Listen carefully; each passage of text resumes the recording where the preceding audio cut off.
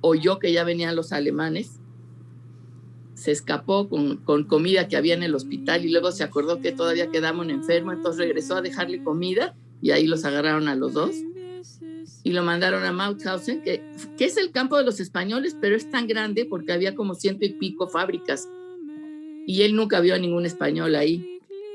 Y bueno, él le tocó lo de las minas, a ver dónde explotaba una mina. Ese era su trabajo diario, salir y caminar en el campo, y si explotaba, pues ahí estaba.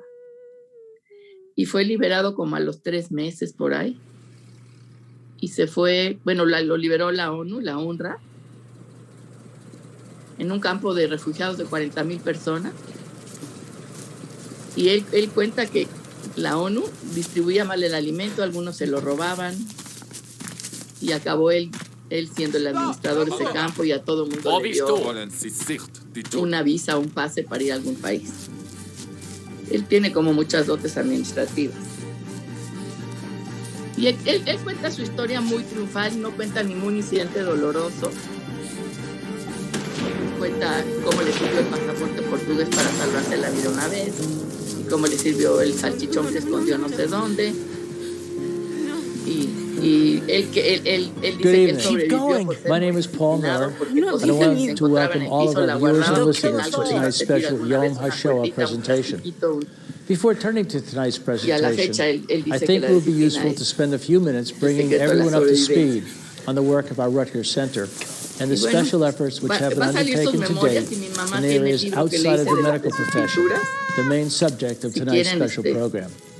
As stated in the mission statement of our Rutgers Center, it is to assist vulnerable communities, particularly communities of faith, to enhance their safety and their standing in society by improving their relationships with law enforcement, with other governmental agencies, and with other vulnerable communities.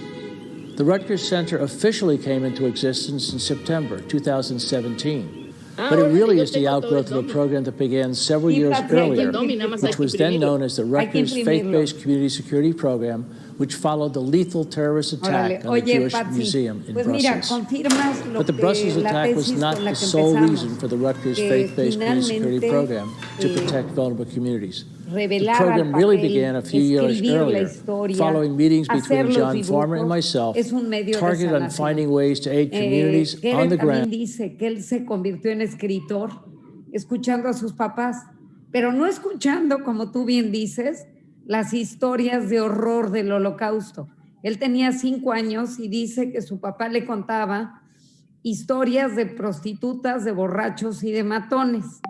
Y que cuando el niño de 5 años le preguntaba qué es una prostituta, le decía que era una persona que hacía dinero escuchando los problemas de otros. Y si le preguntaba qué era un mafioso, le decía que era el dueño de una tierra y que iba colectando dinero de casa en casa de tierras que no poseía.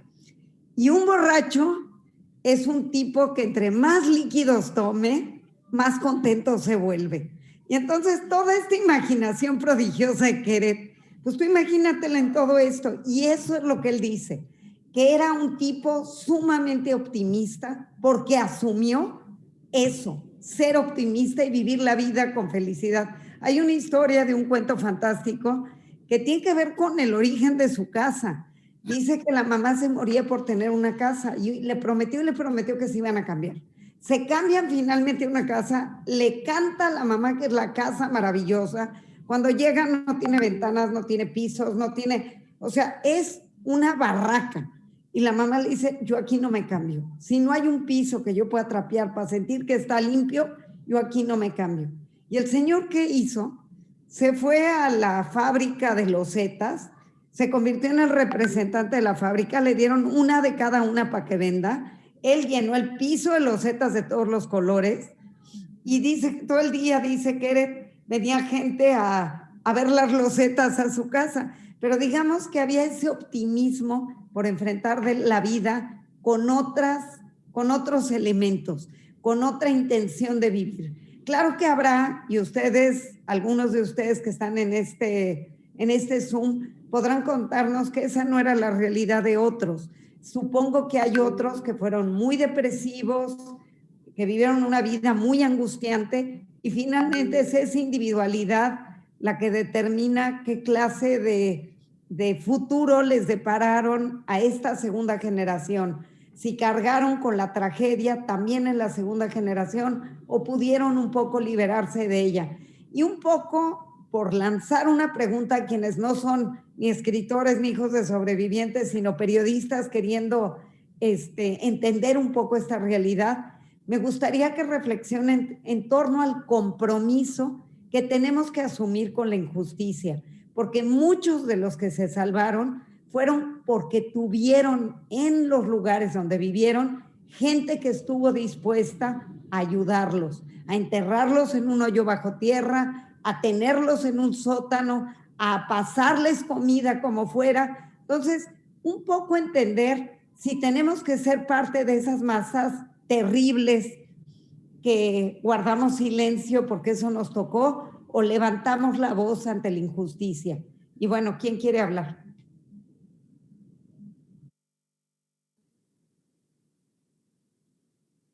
Apenas ayer, Silvia, estaba hablando con Mijael Beigel acerca de esta zona gris del ser humano, porque es muy fácil decir, pues no, yo sí escondería a una persona, aunque pero aunque me ponga en peligro, pero cuando se trata de poner en peligro tu familia o que se ponga en peligro tus hijos, ¿no? Por esconder a una persona, pues el heroísmo como que se va menguando un poquito, ¿no? Sí, se diluye. Ese heroísmo no es tal cuando el miedo se apodera de uno.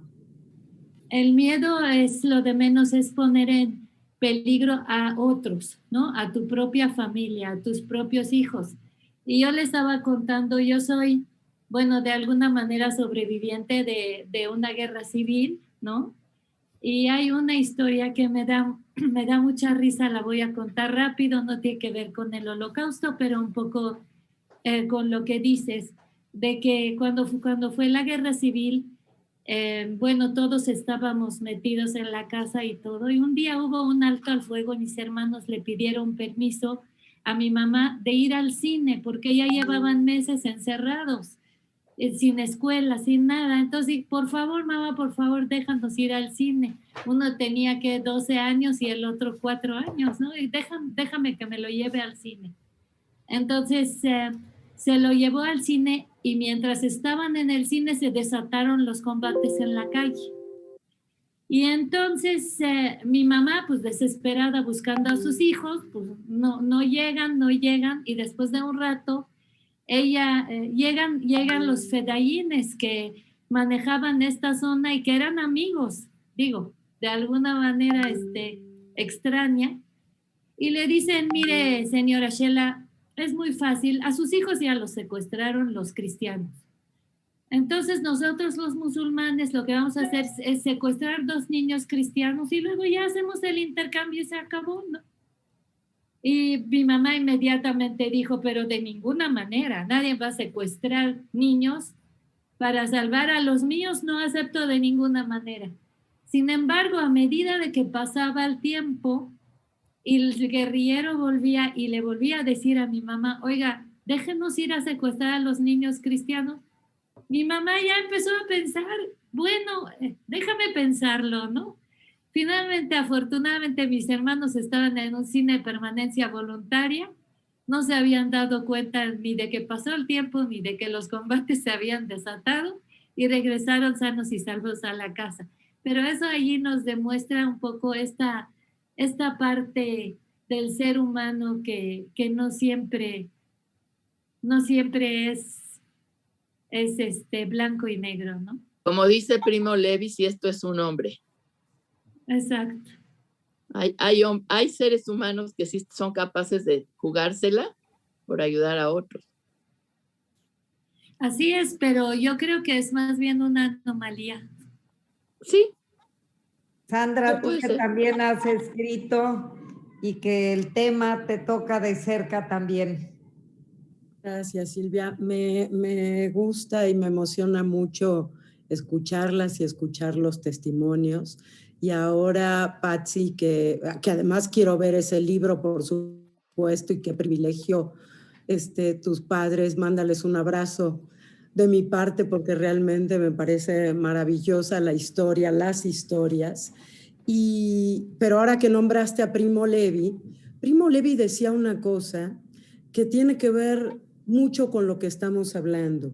Primo Levi decía, se puede contar todo, pero ¿habrá quien quiera escucharlo? Él se preguntaba eso, y esa es una de las grandes preguntas, ¿no? Porque estamos rodeadas y rodeados del horror, pero preferimos no saber. Y eso era lo que Primo Levi decía, llegamos todos con ganas de contar, pero desde el campo, él decía, yo tenía la pesadilla de que no nos iban a escuchar, que llegábamos, hablábamos y la gente se daba vuelta. Y un poco así ha funcionado. Yo cuento un par de cositas, sí he escrito mucho sobre esto, por distintas razones que se cruzan. Me llamo Sandra Lorenzano Schifrin, mi familia materna es judía rusa, llegaron a la Argentina a principios del siglo XX, huyendo de los pogroms de la Rusia zarista, y pues parte de la familia, claro, se quedó y murió en los campos. Uno de los sobrevivientes fue el famoso tío Max, y era famoso porque era húngaro también, y nos impresionaba mucho a los sobrinos, en realidad era tío abuelo, a los sobrinos contándonos la historia. Siempre le preguntábamos lo mismo, ¿por qué era pelón? ¿Por qué era calvo? Y la historia era porque los nazis lo habían arrastrado del pelo. Él logró escapar, por supuesto, sin un pelo en la cabeza, pero logró escapar por Portugal. Tú hablaste de la embajada de Portugal. Él logró tomar el barco a la Argentina desde Lisboa. Pero lo que sucede con muchos de los argentinos judíos, sobrevivientes o no del Holocausto, en el sentido de que muchos llegaron antes, es que por supuesto que asumimos esta historia como propia. Y pienso ahora en alguien tan cercano y tan querido en México como fue Juan Gelman, el gran poeta, Premio Nacional de Literatura, Premio Phil de Literatura, uno de los grandes poetas de la lengua castellana, que era compañero, había sido compañero de mi madre, y con mi madre fue al primer viaje que hicieron a la entonces Unión Soviética, porque los dos eran dos jóvenes entusiastas pues por un mundo diferente, un poco lo mismo que contaba Silvia, y pues después los dos fueron exiliados en México. Y el tema es que el exilio de alguna manera estableció un lazo con aquellos migrantes, con aquellos exiliados, con aquellos asilados. Y una de las cosas que retoma mucho Juan Gelman, y que de alguna manera quienes venimos después de Juan hemos retomado, es tratar de entender este papel del testigo, de la testigo, de una época que nos ha tocado vivir.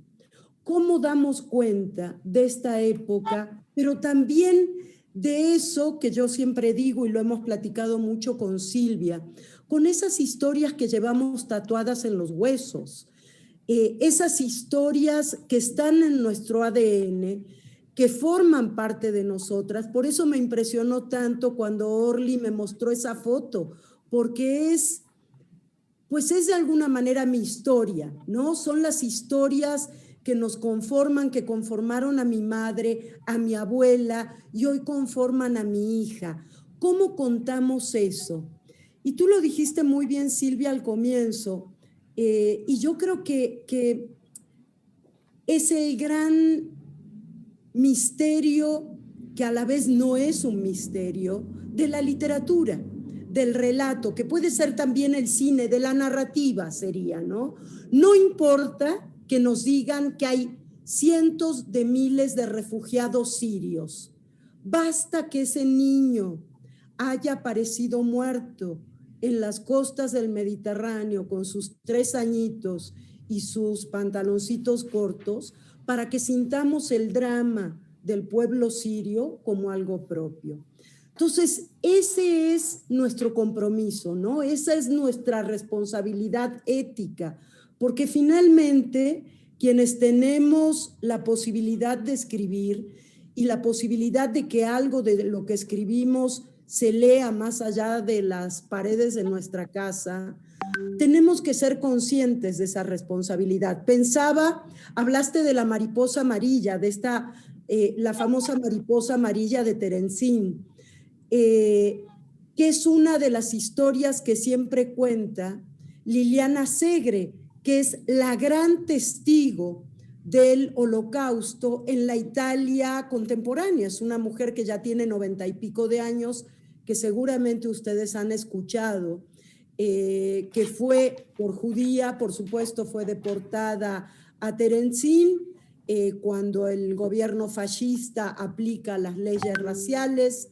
en el 38, y ella después le cuenta al mundo, ha estado en el tribunal de La Haya y en cuanto medio la pongan, ella cuenta esta historia de la niña que dibujó una mariposa y que ella dijo, si yo logro sobrevivir, al mundo le voy a contar siempre que había una mariposa en Terenzín que les permitía salir a los niños más allá de las alambradas del campo. Entonces, yo no quiero hablar mucho de mí misma, pero quisiera leerles un fragmentito. Se hizo ahora para el Día de la Memoria un encuentro muy lindo transatlántico para hablar de la presencia del Holocausto en América Latina y cómo el arte y la cultura latinoamericanas habían hablado del Holocausto. Y yo quiero leerles un fragmentito muy pequeño que es justamente de Hellman y que tiene que ver con lo que comentaba Silvia de la frase de Adorno. Adorno dice, escribir un poema después de Auschwitz es un acto de barbarie.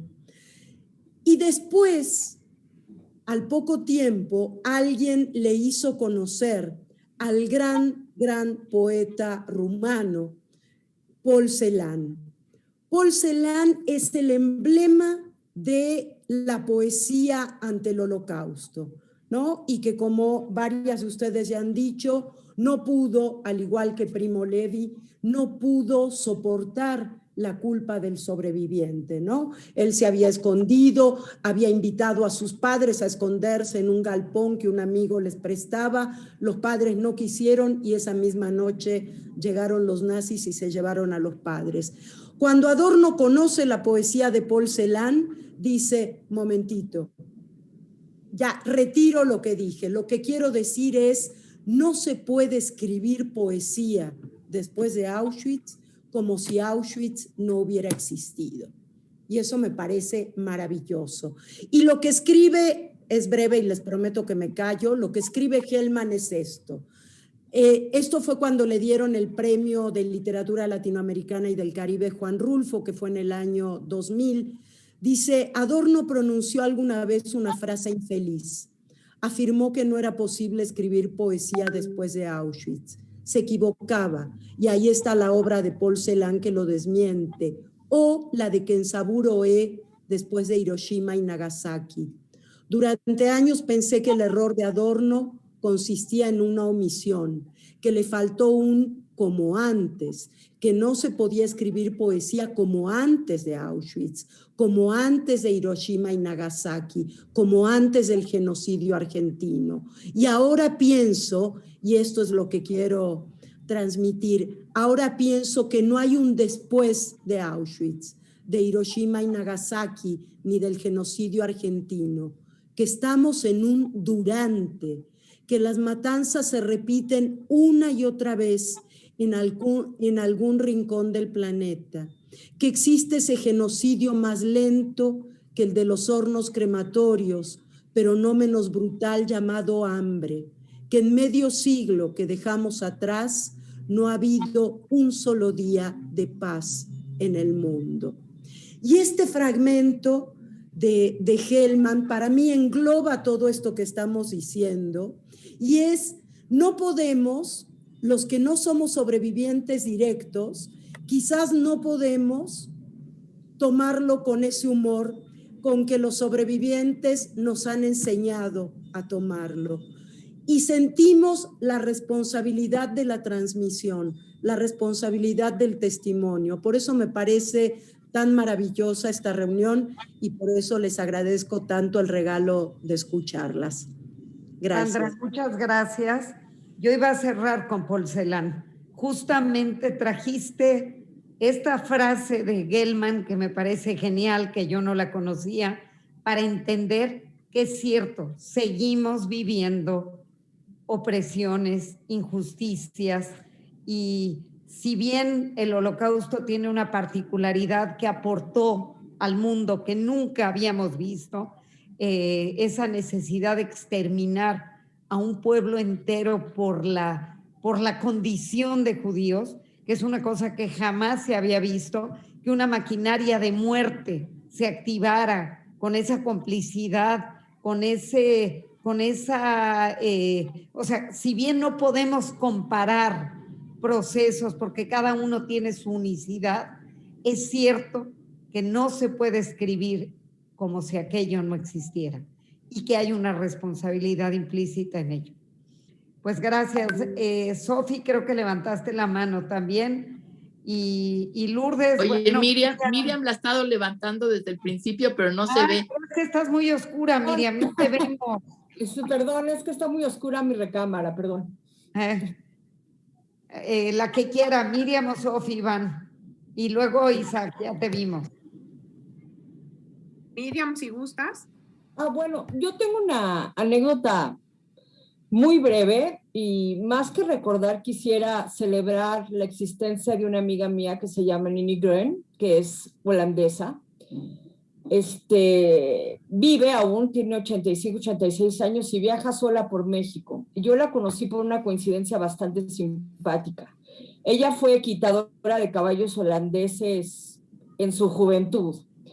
Y ella sobrevivió al Holocausto escondida por una familia católica en Holanda, quien a su vez le enseñó a montar, y yo también soy equitadora, entonces nos conocimos a través de los caballos.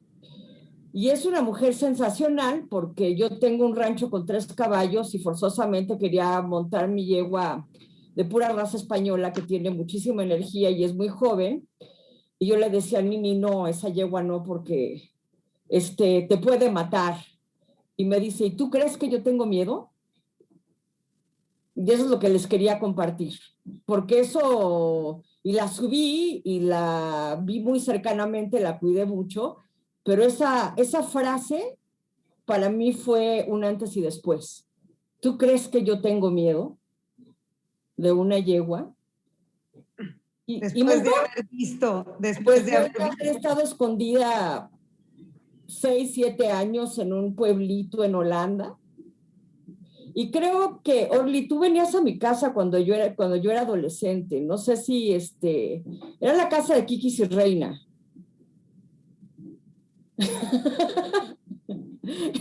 Tienes el micrófono apagado. Vuelvo a hacer, ¡ay! Sí, venías a mi casa cuando yo tenía como 14 años y te recuerdo perfectamente. ¡Wow! ¡Qué increíble! Es que como está tan oscura tu habitación. A lo mejor no me reconociste, pero ¿por qué venías a mi casa? ¡Qué maravilla! ¿Por qué ibas a su casa? ¿Por qué venías a mi casa? Cuéntale. ¿Eras amiga de Sandra o de David o de David? ¿O de alguien? De David. Claro. Qué potorro, sí. Perdón lo oscuro, pero así es mi recámara. Es lo que les quería compartir y quiero celebrar que sigue viviendo y que pasa una pandemia muy tiene fuerte. miedo. Y no tiene miedo. No tiene miedo, Miriam. No tiene miedo. ni culpa de sobreviviente. Es una mujer totalmente libre. ¿Y tú, Sofi, qué escribiste de tu papá? Bueno, yo quiero primero que nada decirles que estoy honradísima de estar en este foro con mujeres a las que admiro muchísimo, de las que conozco su trabajo y a las que no conocía, pues un placer estar aquí. Yo me he robado una frase de Orly que escuché en alguna entrevista, Orly, que me pareció la mejor manera de describir cómo vivimos los que somos hijos de sobrevivientes. Y tú dijiste en una ocasión, he vivido a la sombra de una guerra que nunca viví. Y a lo mejor no te acuerdas que la dijiste, pero yo me acuerdo muy bien porque me acuerdo muy bien. me cayó, o sea, dije, es la perfecta descripción. Y quiero decirles a quienes no me conozcan o no conozcan mi obra, El Jardín del Mar, que soy una mujer muy suertuda, muy, muy suertuda. Primero, porque en mi casa sí se habló siempre de la guerra. Yo desde que soy chiquita escuché acerca de la guerra. Segundo, porque soy descendiente de alguna manera, soy sobrina nieta de Elías Canetti, el gran Elías Canetti, que era primo de mi abuela materna. Ellos nacieron los dos y vivieron en Ruszczuk, Bulgaria, y mi familia es búlgara. Y tercero, tengo la gran suerte de que el pueblo búlgaro decidió, junto con el rey Boris III y con el obispo de la Iglesia Ortodoxa, salvar a su población judía de los campos de exterminio. Creo que es una historia muy pocas veces contada. Se ha hablado mucho de lo que hizo el rey de Dinamarca por los 8,000 judíos que vivían en Dinamarca, pero no se ha hablado lo suficiente de lo que hizo un país completo, Bulgaria, por su ciudadanía judía. Ellos eran ciudadanos búlgaros antes que ser judíos y fueron protegidos y fueron salvados de los campos de exterminio. No así de los campos de trabajos forzados en donde estuvieron mi abuelo estuvo ahí durante 3 años, mi abuela usó la estrella amarilla, fueron corridos de Varna, la ciudad en la que vivían, la tercera ciudad más grande de Bulgaria. Mi papá junto con su madre se escondieron durante 3 años en un granero. Y hablando de gente que ayuda y gente que está dispuesta a muchas cosas, bueno, pues esta gente escondió a mi padre. Mi papá tenía 6 años cuando esta historia comienza. Y lo que platico en el Jardín del Mar, que se llama el Jardín del Mar, porque en Varna hay un lugar que se llama Morska Gradina, que es un jardín junto al mar que va rodeando el Mar Negro precisamente, y que es el lugar en el que mi padre pasaba todos los domingos antes de la guerra, escuchando música clásica y oyendo y yendo a la ópera. Y esta historia está contada a través de los ojos de un niño, de ese niño, mi padre, que transcurre a través de esta historia y que es separado de su padre. Como les digo, tuve la gran oportunidad de rescatar 3 fotografías de los campos de trabajos forzados en donde sale mi propio abuelo. Todavía no sabemos cómo es que mi abuelo tenía esas fotos en su caja fuerte, pero bueno, les voy a compartir rápidamente una de ellas que espero que se vea por aquí. Aquí están todos con sus picos y palas, porque lo que hacían era partir piedra, tenían que entregar un metro cúbico al día de piedra partida, o secar pantanos. Aquí estas otras dos fotografías también son de los campos de trabajos forzados. Y Y en esta historia lo que he querido hacer es no solamente contar la historia de mi padre y de mi familia que se salvan gracias al heroísmo del pueblo búlgaro, sino también hablar de por qué nos seguimos haciendo daño. Justamente de por qué, si al mundo se le marcó la arruga más profunda, creo yo, que se puede haber marcado en su historia con el Holocausto, ¿por qué no hemos aprendido? ¿Por qué seguimos sacándonos los ojos? ¿Y por qué seguimos los hombres haciéndonos daño? Entonces es un libro que trae al lector a través de toda esta historia, que enaltece al pueblo búlgaro definitivamente, porque además al rey Boris III le valió la muerte después de negarse a Hitler a entregarle a sus 50,000 judíos y además negarse a entrar en guerra contra los soviéticos. Pues al rey Boris III lo envenenan, o al menos eso se dice, ¿no? Que lo envenenaron los nazis. Y creo que no hemos oído lo suficiente, ¿no? Acerca de esta gran historia. Además de que, bueno, pues termina la guerra y entran los soviéticos y ahora mi familia está bajo el yugo soviético, ya no el nazi, que como dice mi papá, pues ya no sé qué era peor, si el uno o el otro.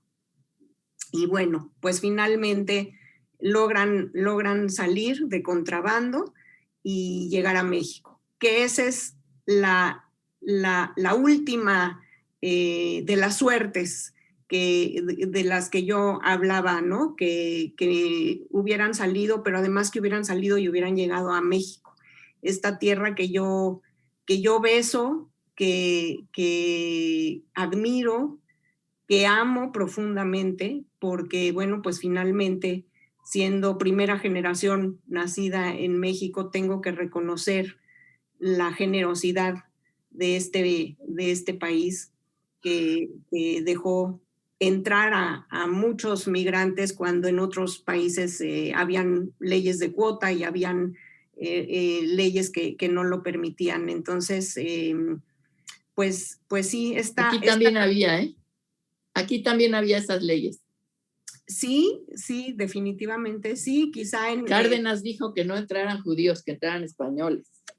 Sí, bueno, yo estoy quizá hablando en una generalidad cuando la ley Johnson, por ejemplo, en Estados Unidos estaba en vigor. Y bueno, esta reunión me mueve muchísimo porque el hecho de haber vivido con estas historias siempre en la casa hace que uno se forme distinto. Definitivamente uno no puede ser una persona normal en cuanto a ver la vida como algo gratuito, como algo fácil cuando se tiene esta historia de por medio. Así que les agradezco muchísimo. Silvia, un honor estar con todas tus invitadas y nada más para platicarles un instante del libro que plasma cómo un niño puede ver la guerra. Mi papá me cuenta que él es muy apiñonado, vive todavía afortunadamente, es morenito como yo. Y dice que cuando salía a la calle a jugar con sus vecinos búlgaros, que eran blancos y de ojos muy verdes y azules y güeros, él creía que quizá él era moreno porque él llevaba muchos meses sin tomar leche y sus vecinos sí tomaban leche porque eran búlgaros y porque no tenían que esperar a ir a las tiendas cuando ya se les permitía a los judíos y pues ya no había nada, ¿no? Entonces, a través de testimonios como el que les acabo de platicar, se va llevando esta historia en la que creo que la ingenuidad de un niño salvó a muchos de estos niños que vivieron la guerra y que no alcanzaron a ver quizá la extensión de la crueldad que se estaba viviendo. Es la fortuna que tengo también, que mi padre sea una persona emocionalmente bastante sano, a pesar de haber vivido todo esto, y a quien en una entrevista muy reciente le preguntaron que cómo podía él perdonar todo lo que había vivido. Y él dijo que la vida le había dado tanto que la vida y él ya estaban a mano. Y con eso cierro. Wow. Qué maravilla de testimonio. Gracias, Sofi. Paloma y Isaac creo que levantaron la mano. Y Lourdes, tú también tienes raíces judías, pero yo no sé si, Orly, si cercanas al Holocausto o no. ¿Quién va?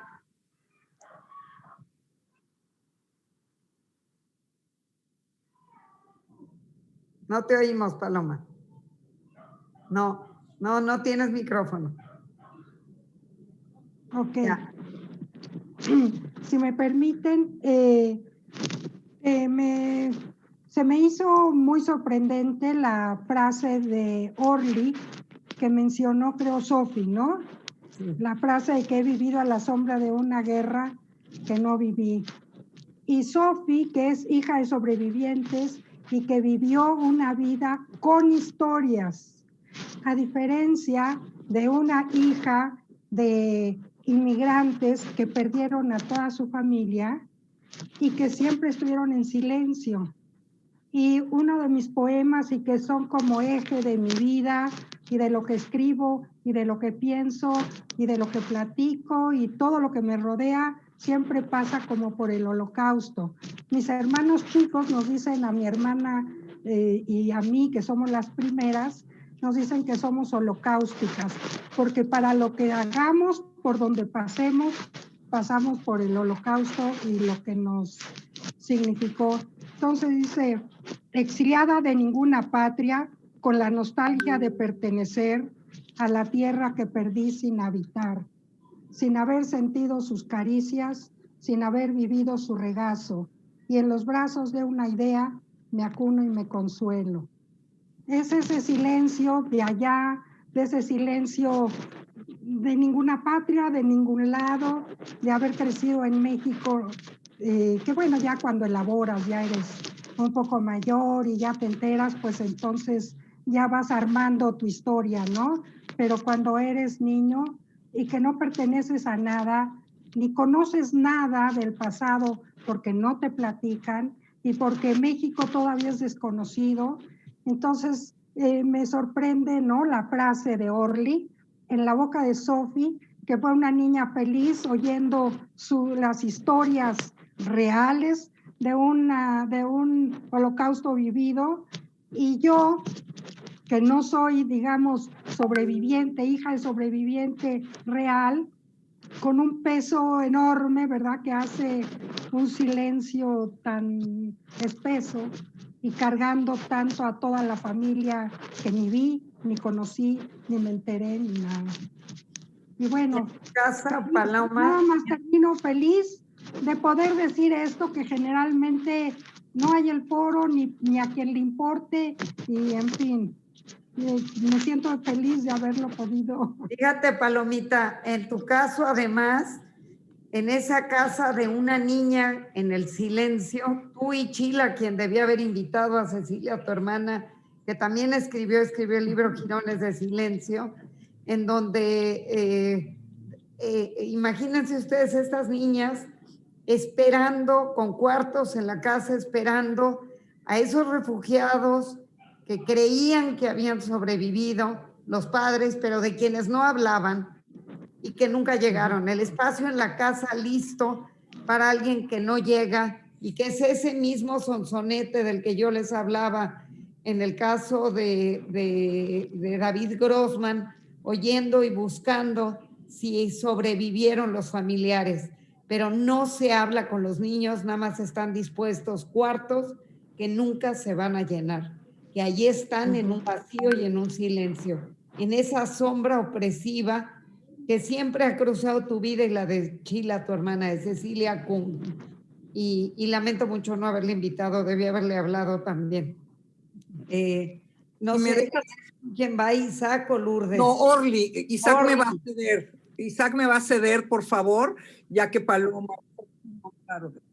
Voy a ser súper breve porque llevamos mucho tiempo en esta plática y se puede contar las historias en extensión o más en corto, pero para los que no me conocen, rápido, les digo, mi madre fue sobreviviente de un campo de concentración que se llama Bergen-Belsen. Ella nació en un hogar de 10 hijos, de una familia sumamente religiosa, en un pequeño pueblo que se llamaba Teschen, que era entre la frontera de Checoslovaquia y Polonia, y que estaba bajo el mandato austrohúngaro. Se escondió 2 años, lo voy a hacer realmente breve. Después la llevaron 2 años a un gueto, donde vivió con 10 personas más en una cocina. Imagínense una niña de más o menos 14, 15 años. Ella tuvo la gran fortuna de poder trabajar fuera del gueto, en una fábrica donde se cosían uniformes para el ejército nazi, y ella contaba, esta es una historia que a mí me gusta mucho, ella podía conseguir comida y cosas, y entonces cuando entraban nuevamente al gueto, los revisaban, y entonces ella aprendió a meter toda la comida en un abrigo que tenía en el forro, y entonces decía, claro, revísame, y entonces le revisaban el cuerpo y nunca le encontraban todo lo que ella lograba meter para poder estar darle a la gente con la que vivía en la cocina. Ella después estaba con una hermana, Gisela Katz, que tenía 23 años más que ella. Una era la mayor, mi mamá era la más pequeña, y obtuvo documentos para, en lugar de ir a Auschwitz, a donde fueron todos de ese gueto, los mandaron a un lugar que se llamaba Sonderlager, que era una sección de Bergen-Belsen, para intercambiarlos por soldados alemanes en Palestina, algo que nunca sucedió. 2 semanas antes de la liberación del campo, los nazis decidieron agarrar 2,000 prisioneros para llevarlos a un tren que se llamaba el Tren de la Muerte, para ahogarlos en un río, el río Elba, y ahí el que supiera nadar, por supuesto, lo ametrallaban, si no, te ahogabas. Y escucharon en el walkie-talkie que los americanos estaban ya a 1 kilómetro, los abandonaron ahí, y la historia más maravillosa es de que mi madre aprendió inglés y francés en el campo de concentración. Ella limpiaba más letrinas para que le dieran un poquito más de pan, y con ese pan pagaba a gente que eran académicos, porque en el campo todo mundo era lo mismo. No había intelectuales, no había pobres, no había ricos, no había religiosos, todos eran prisioneros judíos que iban a la muerte. Y cuando llegan los americanos, ella les pregunta en inglés que por qué están tan tristes los que la liberaron, y dicen que porque nuestro presidente murió ayer.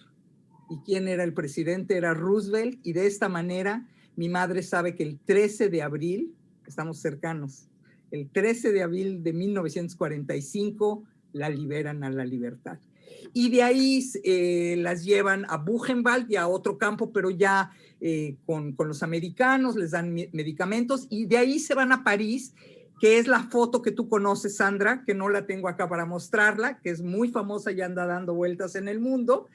Después ella va a Palestina y conoce a mi padre, nacen mis hermanos, Shulamit y Mijael, y tienen familia en México. Yo siempre digo que no quiero ser vocera de la segunda generación. Cada uno de nosotros es diferente. Como tenemos 5 dedos en la mano, cada uno es diferente. Bueno, los hijos, cada uno crece de otra manera. Depende de tu sensibilidad, depende de tu edad, depende si te contaron. Hay una gran duda. ¿Quién está más afectado? ¿Aquel que se tiene que crear todas esas historias porque sus padres guardaron silencio y entonces está este misterio del horror? ¿O aquellos como yo que me contaron desde muy pequeña? Les contaron a mis hermanos también, pero eran mayores. Yo tenía mucho interés, muchísimo interés en las historias. Y si me permite... Sí, pero creo que el más y el menos aquí no rige. Cada quien tiene su experiencia, no creo que se puede medir. Es, ¿no?, exactamente lo que estoy diciendo. Es que preguntaste quién. Diciendo exactamente lo que yo digo, que no se puede saber, que hay esa gran duda de si está más afectado al que le contaron o al que no, y que nunca voy a hablar en nombre de los demás. No soy vocera de la segunda generación, pero a mí yo puedo decir que a mí sí me afectó, y me afectó muchísimo en mi vida diaria. Y si me permites, por casualidad, este libro que es maravilloso y se los recomiendo, que se llama Cosas que nunca hablé con mi madre, y estoy de viaje y no estoy en México, pero lo ando cargando porque me siento muy orgullosa que hay un ensayo mío. Les leo nada más 3 pedacitos muy pequeños, por favor. Y de verdad es de casualidad, Lourdes. Te lo juro que no estaba preparado, ni siquiera. A mí me invitó Silvia, algo que le agradezco profundamente, y a la embajada. Realmente se los agradezco. Yo no sabía que uno iba a hablar, pero qué suerte que tengo esto. Sofi, justamente aquí está. Crecer como hija de una sobreviviente del Holocausto afectó mi vida de manera profunda. Dejó cicatrices en mi alma. Llevo ya más de 60 años de existir a la sombra de una guerra que no viví. Como lo ha puesto en palabras perturbadoras la escritora Ellen Epstein, ella misma hija del Holocausto. De niña oí de mi madre historias que se me figuraban insondables e inhumanas. Sin embargo, me regaló también episodios de esfuerzo y de lucha, de resiliencia, ¿no? Esa es una de las cosas. Yo soy promotora artística y hablaban de que a través de la escritura, pero yo creo que a través del arte en general se puede uno un poco sanar su vida. Y yo alguna vez escribí en un concierto que hice que se llamaba Nunca más, un concierto por la vida. Creo en el poder de la música para transformar nuestras vidas y permitirnos mirar al mundo de nuevas maneras. Creo en la fuerza del arte para desafiar la contundencia de la muerte, para crear memoria donde la muerte impone olvido, para ofrecer abundancia cuando el dolor parece despojarnos de todo. Y por último, quisiera cerrar con: hoy ya no custodio a mi madre, sino atesoro su recuerdo entrañable y honro su memoria como sobreviviente del Holocausto. Hoy ya no pago su melancolía. Hoy ya no me debe ni le debo disculpas, porque sé que cada una está sola y que solas estamos juntas, con independencia, pero lado a lado. Hoy no es tiempo ya de hablar desde el dolor, sino solo desde el amor. Hoy soy yo. Muchísimas gracias por hacerme parte. Gracias, Orly. Qué bonito. Qué bonito. Muchas gracias. Y para contestarte a ti, Silvia, es cierto, hay una singularidad del Holocausto, que se quiso despojar de este planeta de todo aquel que fuera judío, no importa dónde estuviera, en qué país, en qué continente. Y nosotros, los hijos de sobrevivientes, somos la prueba maravillosa de que no pudieron hacerlo. Así es. Muchas gracias. No sé si alguien más quiere tomar el micrófono antes de cerrar. Sí, Isaac. Bueno, primero, gracias a todas. Me da un gusto enorme estar acá. Podría sacar los libros de cada una de ustedes que tengo acá, de Silvia, todo. Justamente el que acaba de decir Orly. Estamos leyéndolo ahora. Un gustazo, Orly. Sí, tenemos por acá los 2 de Sophie Goldberg, los de Silvia, etcétera. El de Paloma también y varias cosas más. Yo solamente regresando al tema que decías, Silvia, de qué es legado, cómo se tiene que ver si este espacio sombrío. Déjenme comentarles, nosotros hemos tenido la fortuna de que en últimos meses hemos participado y tenemos un programa que se llama The Voice of the Silence, o sea, la voz del silencio, que lo empezó a hacer una chica no judía, ¿sí?, que descubrió en un momento dado que su abuelo era judío, que falleció su tatarabuelo, bisabuelo, falleció en el Holocausto, y eso la motivó y la inspiró. Tiene 20 años y está muy metida, viendo y descubriendo cosas que nosotros mismos, que estamos tan metidos en el tema, muchas veces no nos damos cuenta y todo. Pero lo más curioso es que junto con ella, y ahorita les doy el otro, se han dado varias cosas, con ella hemos podido entrevistar y tener en una misma plática a varios sobrevivientes al mismo tiempo, en una sesión como esta, por decirlo, pero con varios sobrevivientes y con muchos jóvenes, principalmente no judíos. Y el efecto que se va causando de decir, es que no es posible que hubiera sucedido todo esto. Y las respuestas de los sobrevivientes y la pregunta de todos los jóvenes normalmente no judíos es ¿cómo lo sobrepasó? ¿Cómo siguió adelante? ¿Sí? ¿Cómo no quedó marcado o sí quedó marcado y qué le marcó hacia su vida, ¿no? Y escuchar las diferentes respuestas, cada uno de otros de los puntos de vista de los sobrevivientes, contesta mucho lo que tú decías, Silvia, de ese espacio gris o no gris y de cómo va quedando lo que sucedió y si existe el rencor o no el rencor, ¿no? Y por el otro lado nos ha tocado trabajar con la organización en eso mismo, que se llama From the Depths, que es una organización involucrando muchos judíos, pero trabajando con los sobrevivientes o con las familias y con los que aún quedan de justos entre las naciones. Y algo que nos llamó mucho la atención de alguno de estos justos entre las naciones alguna vez fue que alguno de ellos dijo que ellos no entendían cómo sus papás arriesgaban la vida de todos ellos por salvar a alguien que a lo mejor ni conocían o todo esto, ¿no? Y cómo ha cambiado la vida y en algún momento dado les fue dando las vueltas la vida y hoy hay gente que les ayuda a ellos mismos. Entonces, creo que es importante ver esas dos cosas.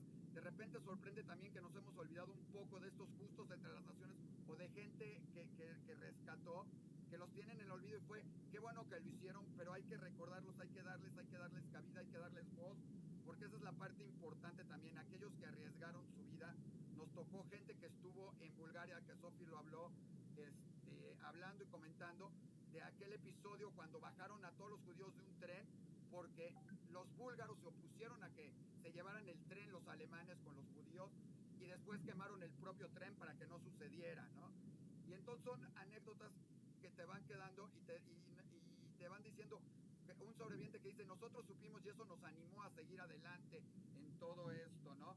Entonces, creo que es el legado, el escuchar las dos voces, escuchar a la gente que va quedando hacia abajo, ¿sí? Y el mantenerlo y el que más gente lo escuche, puede cambiar mucho el mundo en el que vivimos y en el que vamos a seguir viviendo y no dejar que quede en el olvido todo ese legado de lo que sucedió. Muy curioso es que gran parte de los sobrevivientes, lo sabemos, muchos no hablaron, pero otros sí. Tenemos uno de 93 años que hasta hizo una banda con nietos de sobrevivientes, una banda musical para platicar esto, de lo que decían por ahí de la parte de los poemas. Tenemos otra sobreviviente de 90 y tantos años, que es heavy metalera, rock and rollera, heavy metalera, que escribió sus canciones de poemas sobre el Holocausto, se volvieron canciones de heavy metal para difundir y comentar lo que fue el Holocausto para ella y lo que le dejó en ese momento, esa tragedia que vivió. Pero una cosa que es un común denominador de todos, es que había que seguir con la vida y alegrarse de las cosas que la vida les fue dejando en el camino, como dijo Sofi, como han dicho, y seguirlo y dejar esa parte de fue malo, pero vino un mundo mejor para ellos, con alegrías, con cosas y de poder rehacer su vida. Y que esa es una cosa, la mayor parte de ellos guardan un odio, pero no un odio y no, o sea, guardan un sentimiento de no quiero que se repita, pero el estar yo aquí es suficiente y no tengo que vivir mi vida sufriendo y odiando. Tengo que vivir mi vida con alegría, tomando lo bueno que me ha sucedido. Y creo que esa es la mayor lección que nos tienen que dejar tanto los justos entre las naciones como los sobrevivientes. Justamente este sábado vamos a tener un evento donde involucramos tercera generación, segunda, sobrevivientes, justos entre las naciones, maestros, por un Yom HaShoah muy llevado por esta joven, y creo que eso es lo que nos tiene que dejar, el aprender a apreciar lo bueno que nos va dejando la vida, ¿sí? Sin olvidar lo malo que fue todo esto para que nunca se pueda volver a repetir algo así.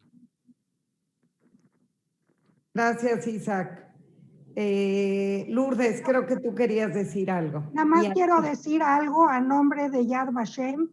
Dice Isaac que se ha olvidado a los justos entre las naciones y no creo que sea justo. Yad Vashem hace una gran labor y realmente se interesa mucho en difundir a los justos entre las naciones. ¿Y cuál olvido en ese sentido? Bravo, perdón. Muchas veces a la gente Sí. que no tenemos ni los nombres, o sea, recordamos que hubo los justos, pero no hacemos mucho por ellos. Yad Vashem tendría que ser algo más, que esa es una de los sentimientos de muchos de ellos, que tampoco lo recuerdan,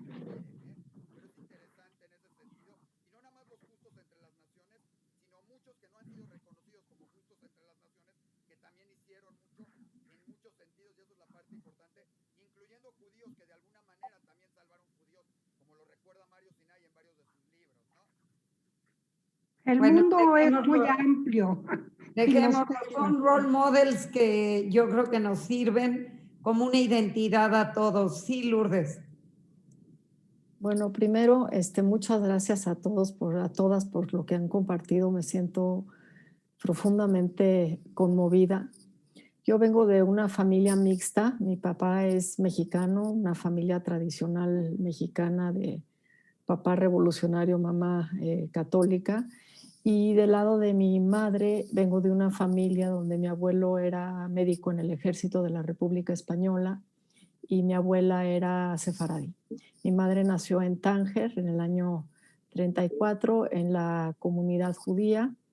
Mi abuela vivió una vida como judía muy abiertamente hasta que pues en 42 pues ya era muy claro que el tema del holocausto estaba llegando a Marruecos y para entonces ya la familia se había mudado a Casablanca y huyeron a México.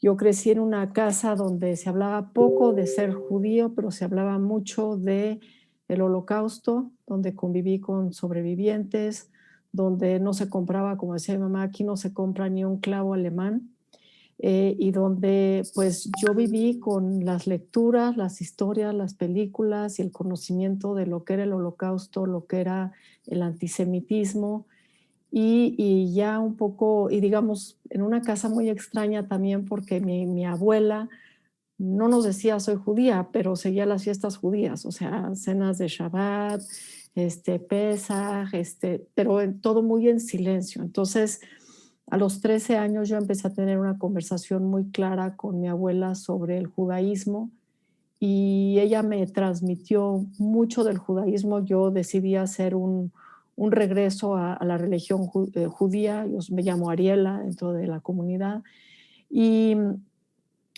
bueno, para mí ha sido una parte muy importante de quién yo soy, pero siempre he vivido un poco con esta cuestión de el miedo al hecho de que eres judío, el miedo a que esto se repita, el miedo a lo que puede suceder.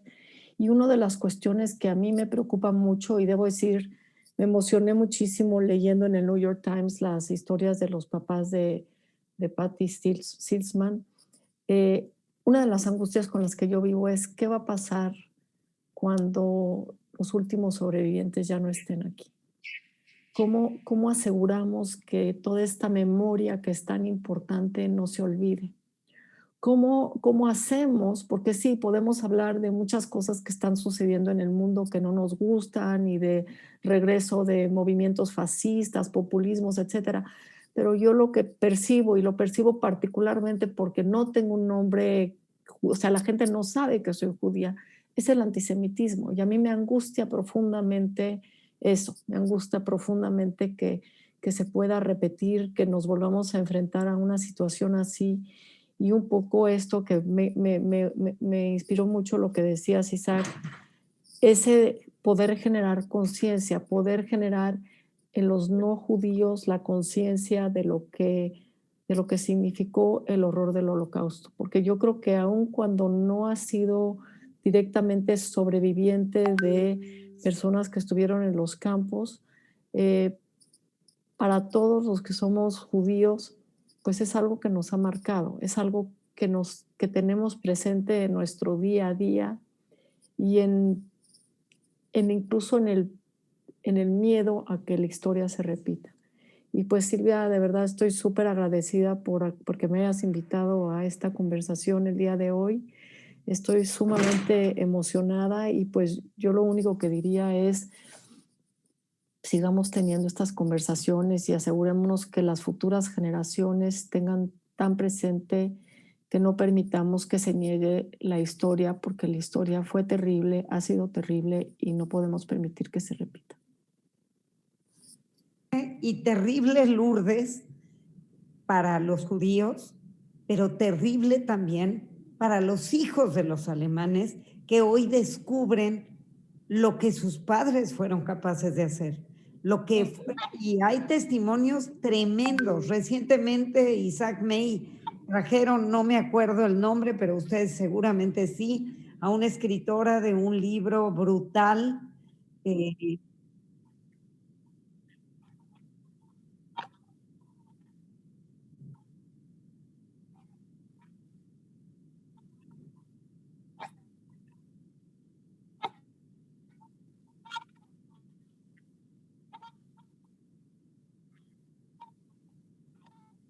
Pero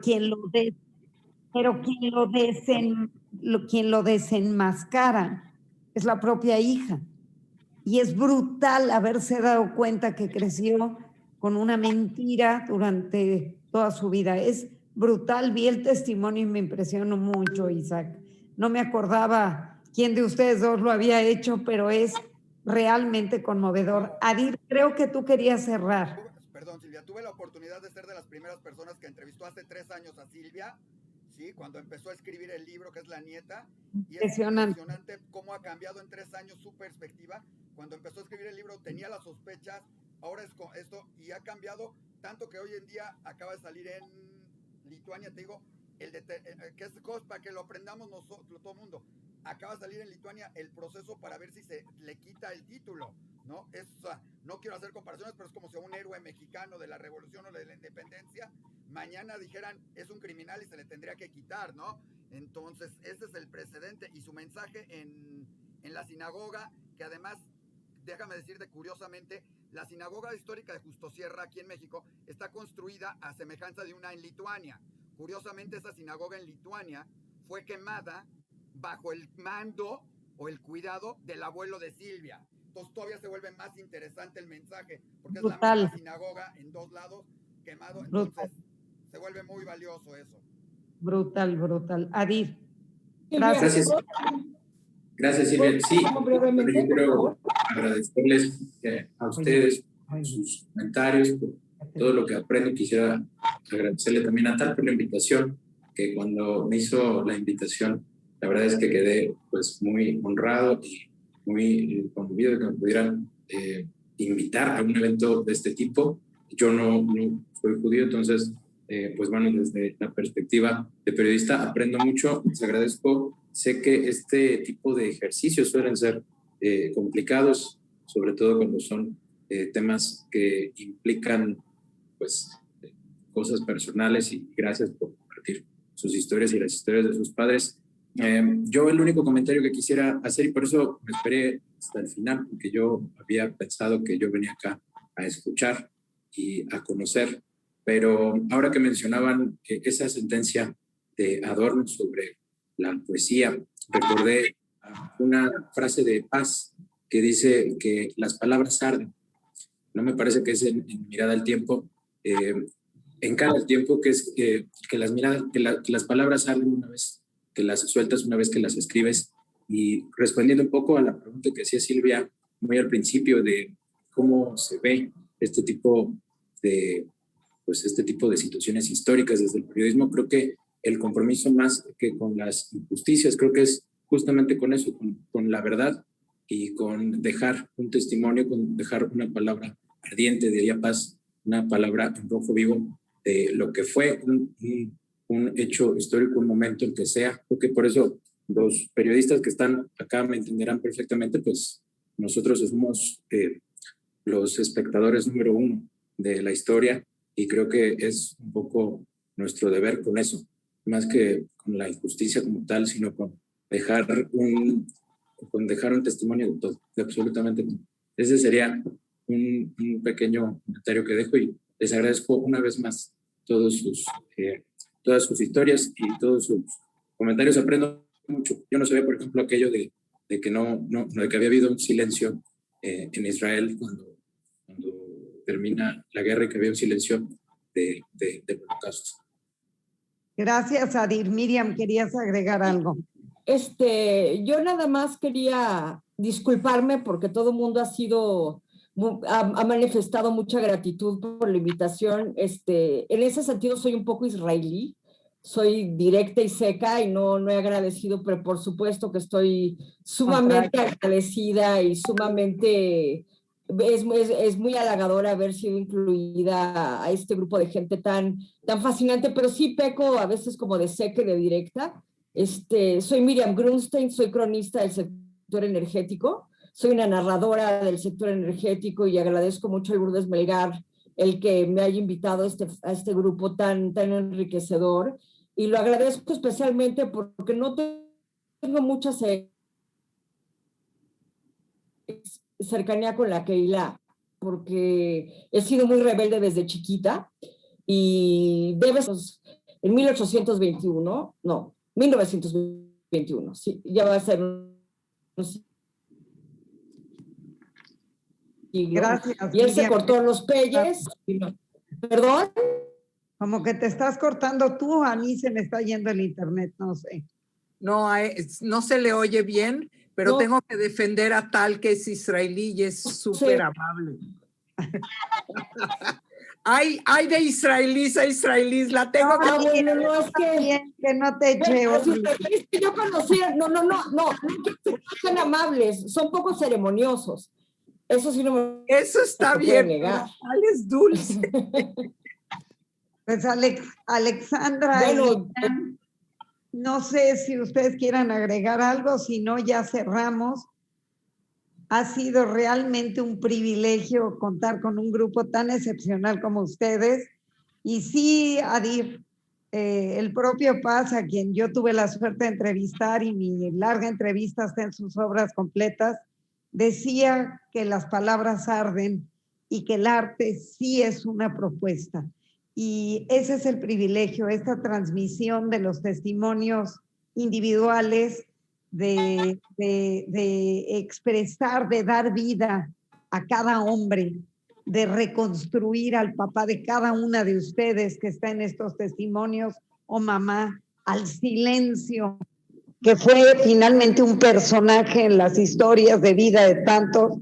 Y no hablamos ya de números huecos, no hablamos de números vacíos, no hablamos de cifras, sino de individuos únicos en toda su perfección, en su fe, en sus esperanzas, en sus dificultades, y estas historias únicas son las que tenemos que preservar, porque el arte efectivamente nos permite sanar, nos permite transmitir, nos permite reinventar, nos permite transformarnos, nos permite tener modelos a seguir, nos hace más humanos, nos da esta identidad y esta capacidad para recordar y para redignificar tanto dolor.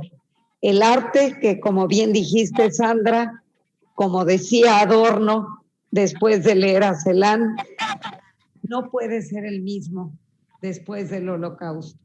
Momento, sí. Cuéntame tus inquietudes, tus sueños, tus planes para cenar. No son para cenar, no sé, se me metió un extraño, pero finalmente eso es a lo que apuntamos, a poder seguir contando historias del horror, del Holocausto, de este silencio, y a volver a encontrarnos año tras año para darle sentido a esta memoria.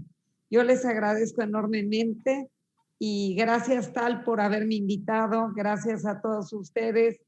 Gracias de verdad. Bravo, Silvia. Gracias, Silvia, a ti. Gracias, por tu liderazgo, Silvia, tan maravilloso. Muchísimas gracias. Y a cada uno de ustedes por participar y por compartir en ese ámbito.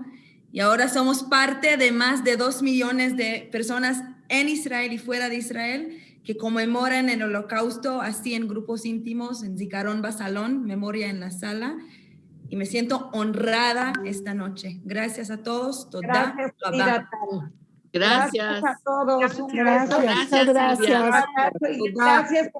Gracias. Rápidamente accedido a la invitación. Un abrazo. Un abrazo a todos.